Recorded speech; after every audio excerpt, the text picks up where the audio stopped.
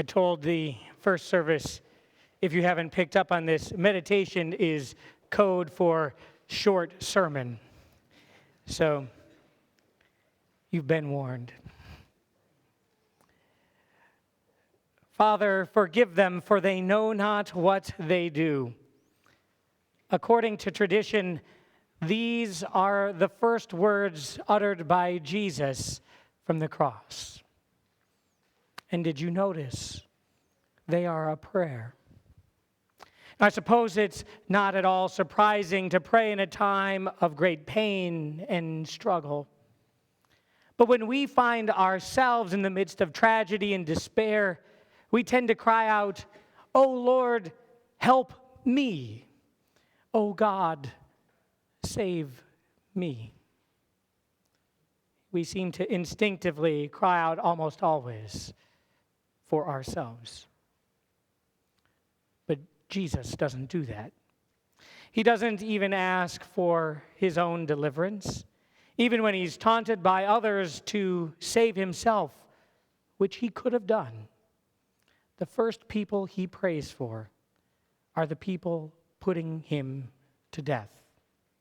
Not himself, not his family or his friends. And with this prayer, everything changes. These may be the most revolutionary and transformative words ever spoken in human history. Forgive them, for they know not what they are doing. With this prayer, Christ takes all of the hatred, all of the violence, all of the vengeance in this world, and he says, enough.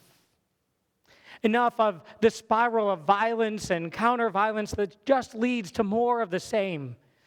Enough of the hatred that causes us to judge some as guilty because they threaten our ways or our place in society.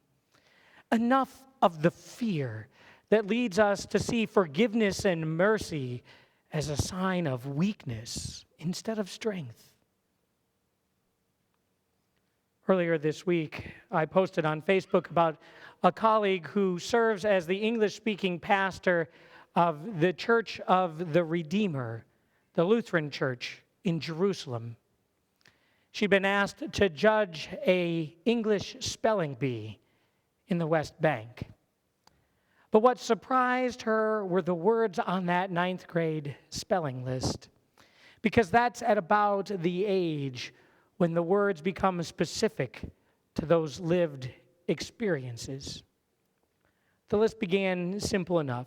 The first word on it was university.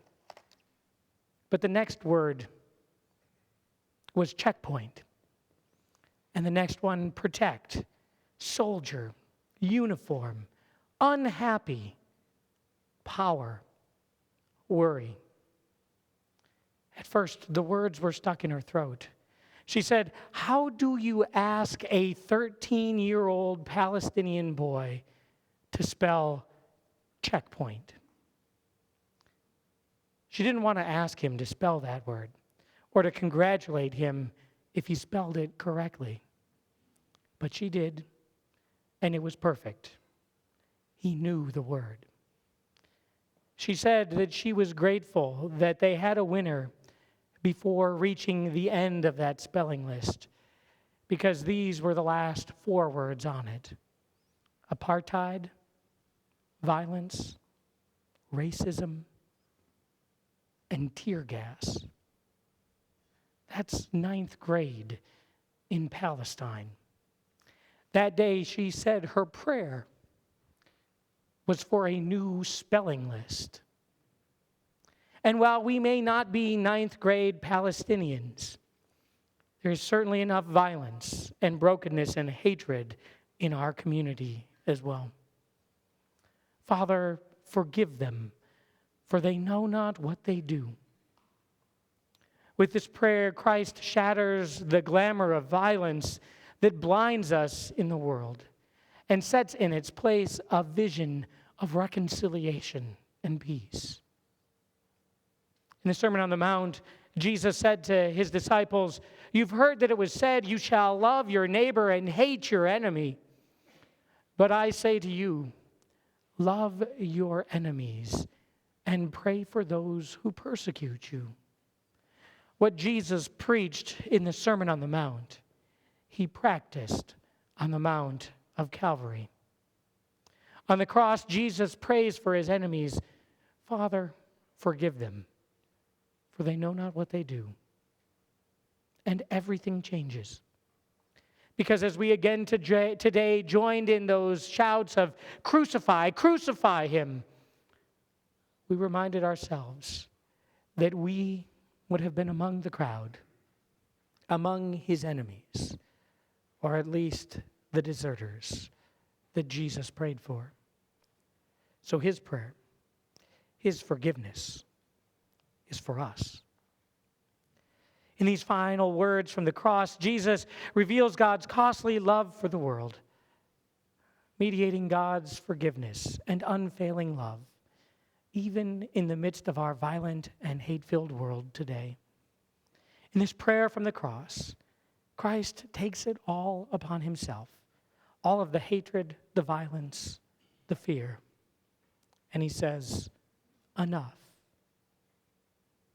Now, as his disciples, may we be instruments of his love and his forgiveness this day and always. Amen.